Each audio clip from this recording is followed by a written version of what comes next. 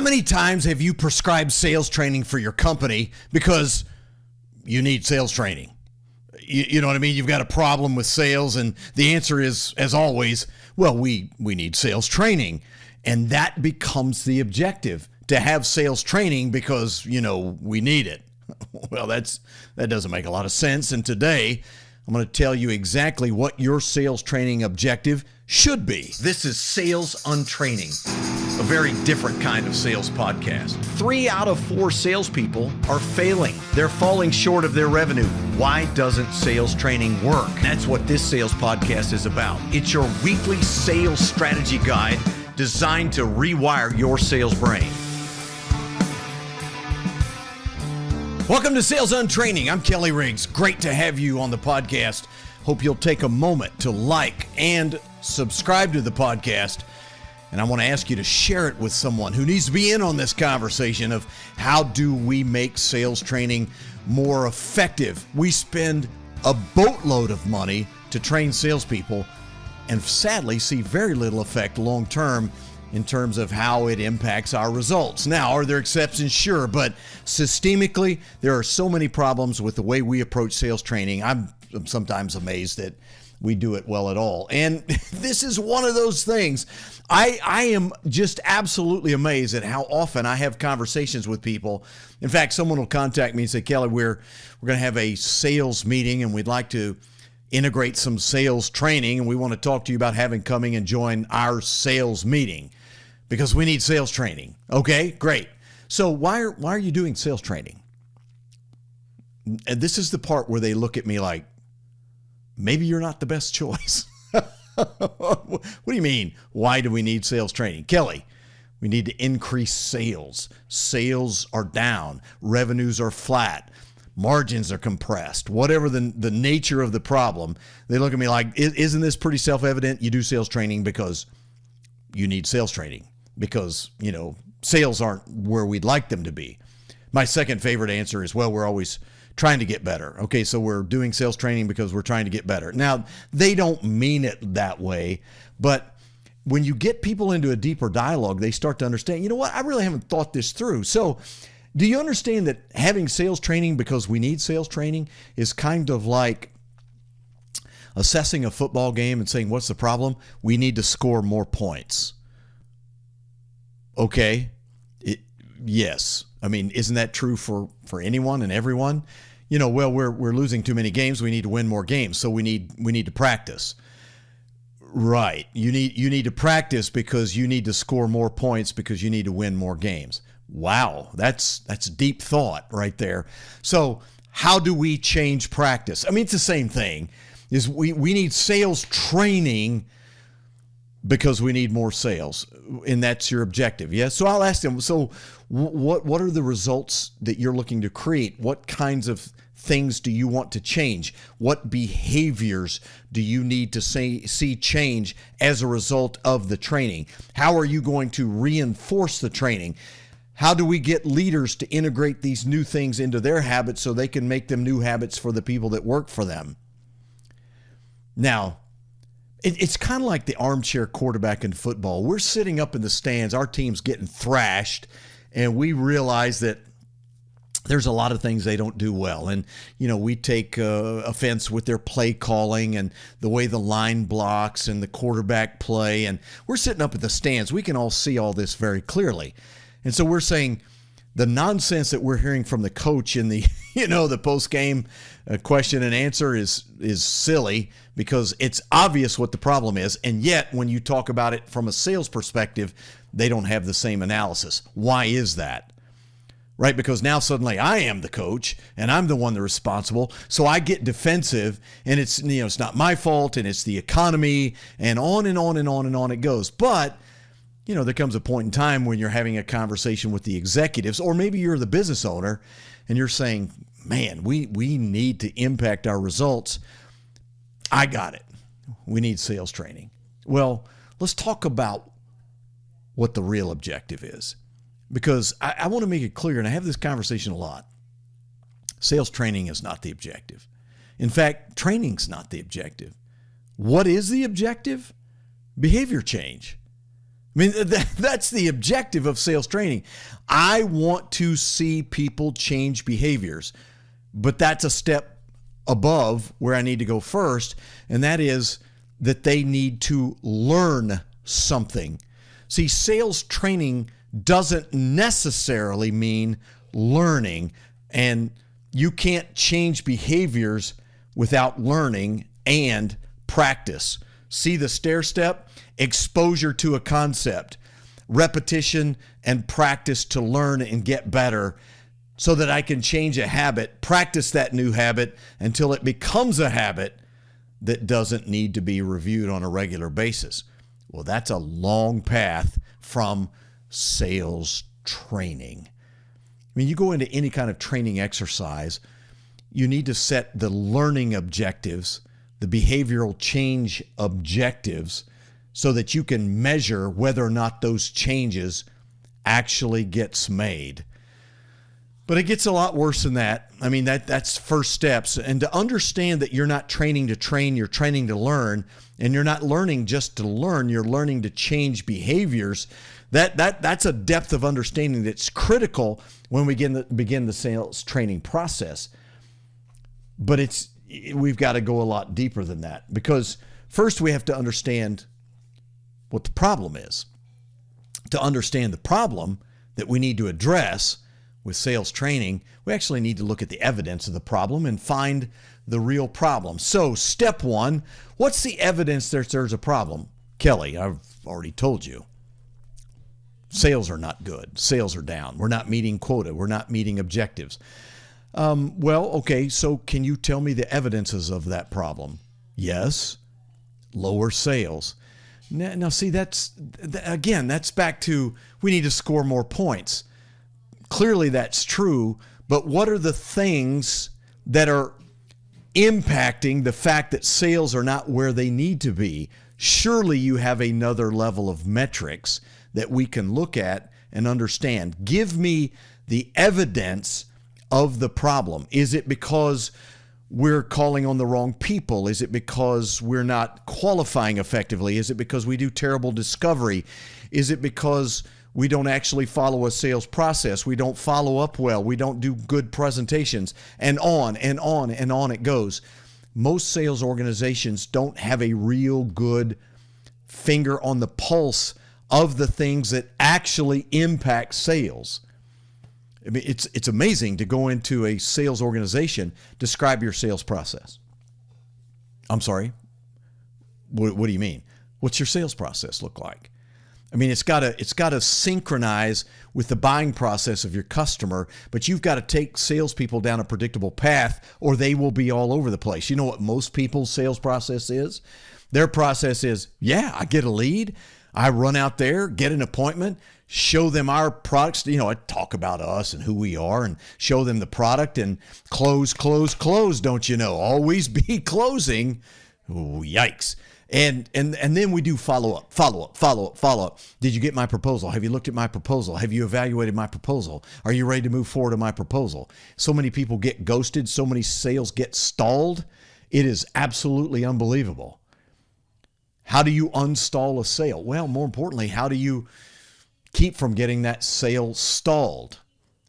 By the way, make sure you take a look at the break today, and I introduce a brand new book from James Muir to you that'll actually help you in this regard in dealing with stalled sales. But the challenge is I don't even know why we're struggling with sales, but I make assumptions. It's because we're not closing. We're not asking closing questions, or we're not getting enough ups. We're not seeing enough people. We would have more sales if we just had more opportunities.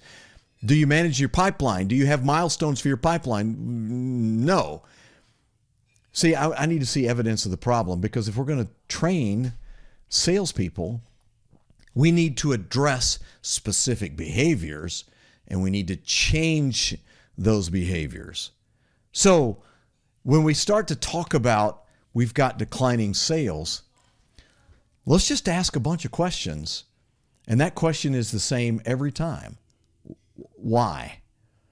In fact, in root cause analysis, the 5 whys is considered a way of getting to the root cause of the problem. We have declining sales. Why? Well, because our salespeople aren't selling enough. Why? Well, because we're not getting in front of enough opportunities. Why? Because we're not prospecting effectively. Why is that? Well, because we've not made it our focus. Why? You see, the deeper you go, the more painful this is, because it begins to reveal that the problem may not be the salesperson as much as I'd like to believe. For most salespeople, it may sound like this. You're not selling enough. Why is that? Well, because of the economy. We've already screeched to a halt. Why is the economy bad, or why is that? Nobody can answer that question. That is the most convenient excuse on the planet for every salesperson. The economy, it's not my fault. Say, okay, well, great. The economy is impacting sales. Is that fair? Yes, it is. I'm not suggesting the economy doesn't impact sales, because it does. But so the economy is impacting your sales. Yes? Let's set that one aside. So how is that impacting your prospecting? Are you still prospecting? Are you still calling on enough opportunities? Are you identifying those opportunities? Are you doing call preparation and planning and on and on? Why? Your win rates are declining. Okay, why? And people can't get to the root cause. Let me tell you what challenge that creates for you. What do we choose to train on so that we can learn something new, so that we can change behaviors? Learn, change, grow. Learn something, change, grow. That's the objective as we train. So if win rates are declining, should we train on closing, or should we train on follow-up, or should we train on presentations or discovery? Should we train on planning or process? But what we'll do is take the idea of the month and turn it into sales training, so that we can check a box in the next sales meeting and tell the VP of sales or the CEO, or if you're the owner, satisfy the need to do sales training. That's just not how it works. We need to create training to accomplish a specific behavioral change which will impact the path to our results. And then we also need to create the after training process to actually effectively create new habits. That means sales leadership's got to be involved. Sales leadership has to make calls with me. We have to role play. We have to practice. Changing behaviors doesn't happen just because you had sales training in your next or last sales meeting. It doesn't work that way. Well, coming up next, I want to introduce to you the real secret to effective sales training that leads to behavioral change. Stay with me.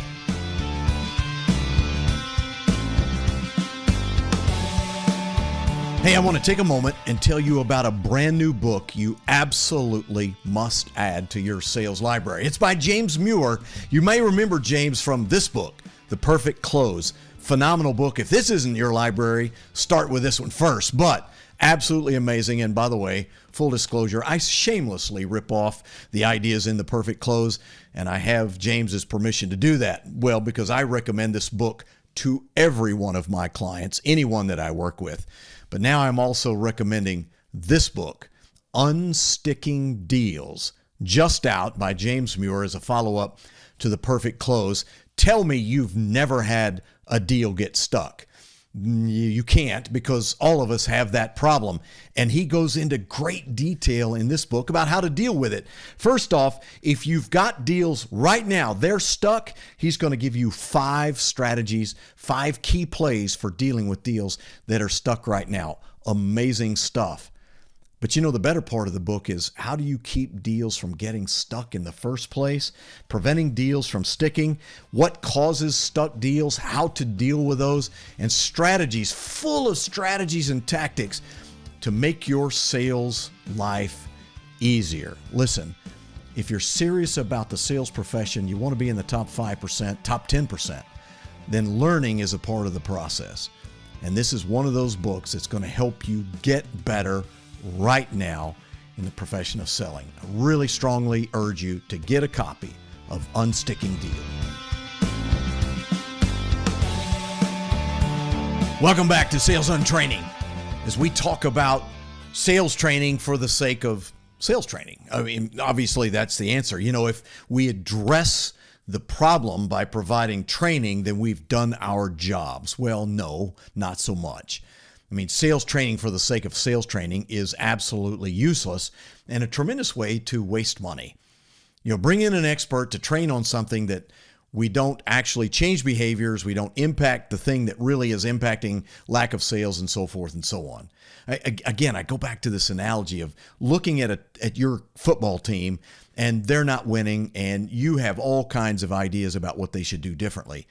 I've had the opportunity to coach football at various levels. In fact, at a semi-pro level once upon a time.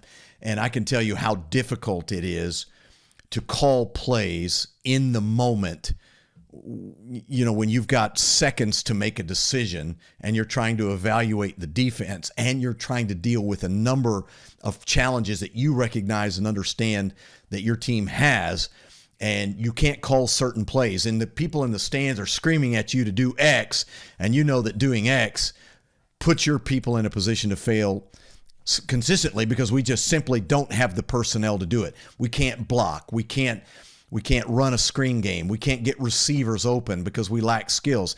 And so we blame the coach, which we can do if he never addresses the systemic problem. But we tend to look at the tactical problems, the tactical issues. And we say, that's what they ought to be doing. They ought to be passing more. They need to hand it to this guy more. They need to not do this in this situation. And the coach is having to deal with that and so much more at the same time. So it's easy to sit up in the stands and criticize. And by the way, to be fair, many times absolutely valid. But we're asking them to address tactical issues when there are systemic problems. And there's no way to effectively do that on the field in the moment in calling certain plays or giving certain people the opportunity to get the ball. For example, we've got a world-class wide receiver, but our quarterback never has enough time to find him open. And then we go, well, that's a simple fix. Just run a quick slant.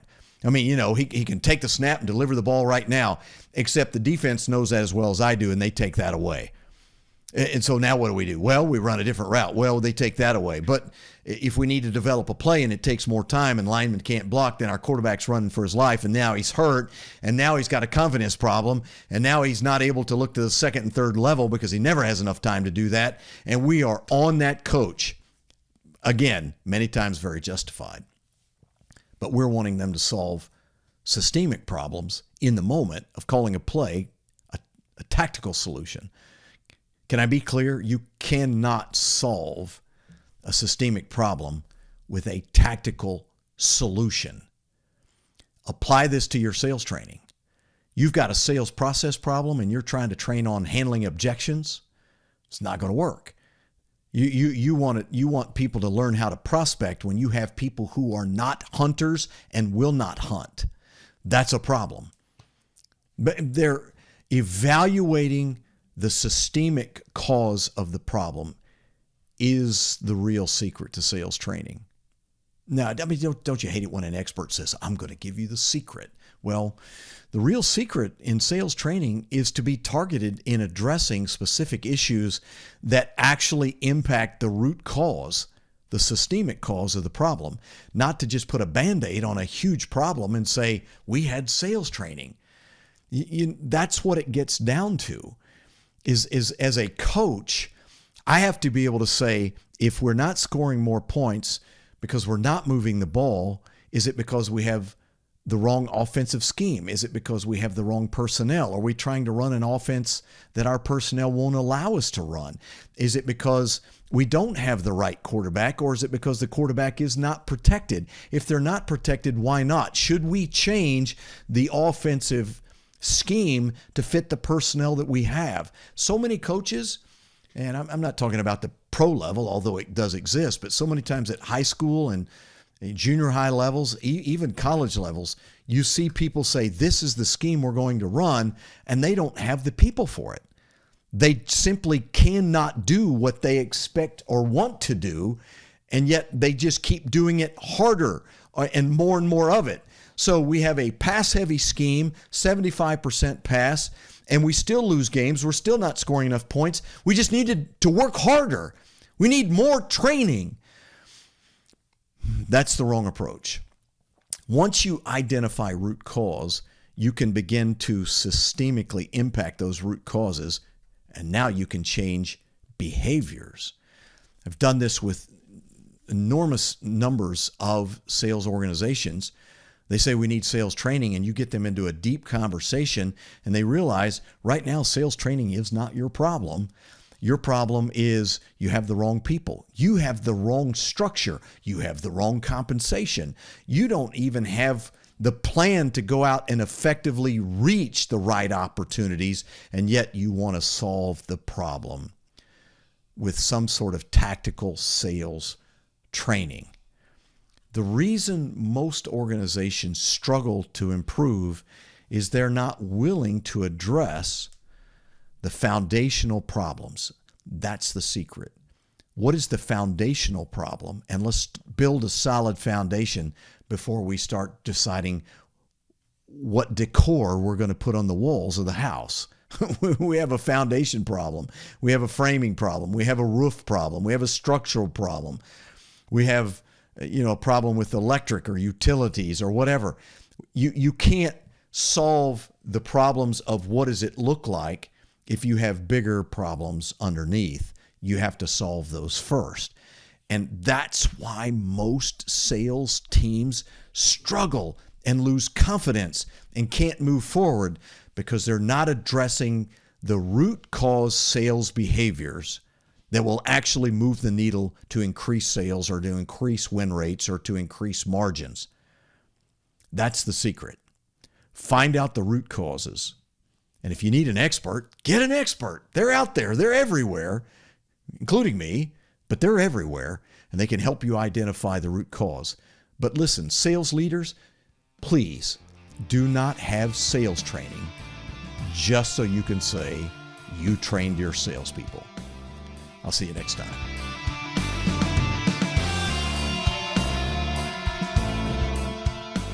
Sales Untraining is a production of Business Locker Room and Pod About It Productions. Music and editing by Doug Branson. To get more Kelly, visit bizlockerroom.com.